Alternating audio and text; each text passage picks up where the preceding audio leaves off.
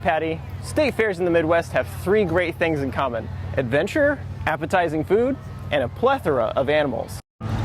The Indiana State Fair is home to many things, but there's one brand that gets a lot of attention. Budweiser and Clydesdales are a big draw to attendees. Lane, one of the Clydesdale handlers, spoke to us and gave us some insight on the history of these gorgeous creatures.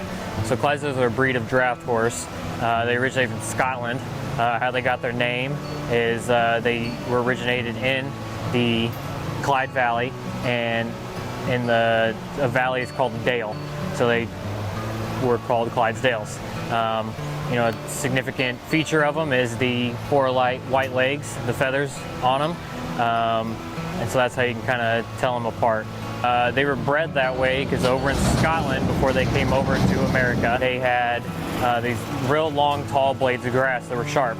So they had to grow out the hair on their legs so that when they were walking and roaming, they weren't cutting up their legs. So back then, the Clydesdale or a different breed of draft horse, which would be a Belgian, a Percheron, or Shire, so they were used as the modern day tractor today. So instead of hooking up a tractor to go plow the field or whatever, you'd hook up a team of horses and go out and do that. There's still people today that do that, but you don't see it as much. Now they just look good and pull our beautiful big red wagon. The Budweiser brand is recognized worldwide, and the Clydesdale breed can be recognized as a staple to the company, even featured in their Super Bowl commercials. But their history goes back much further. Clydesdales are important to Budweiser just solely on tradition.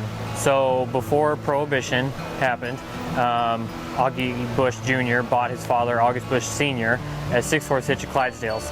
And they delivered the first case of Budweiser to the White House, to FDR in-house. A couple years later, they added 2 more horses to make the 8-horse hitch, and they've been doing it ever since.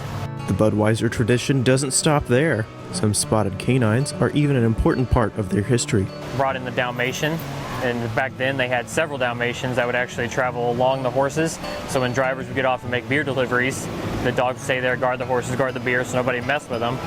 They used the Dalmatian so that they could see in low light hours, so early morning, late night, they can spot the Dalmatians. You have Mary and Lily.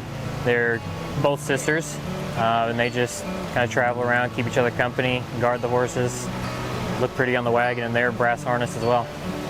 Parading around the fair, onlookers see the care and tradition the company keeps to preserve their history.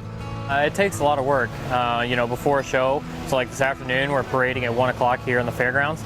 So we got here at 6 this morning just to start preparing. It takes 5 traits to be a Budweiser Clydesdale. First, you have to be a neutered male, which is a gelding, to travel on the road.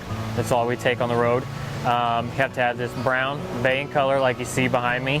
They have to have 4 white legs, the feathers that I talked about, have a black mane and tail, and be at least 18 hands high. So it would be 6 foot to the top of their shoulder. So 18 hands is our smallest horse, and we range up to 2 of them that are 19-1.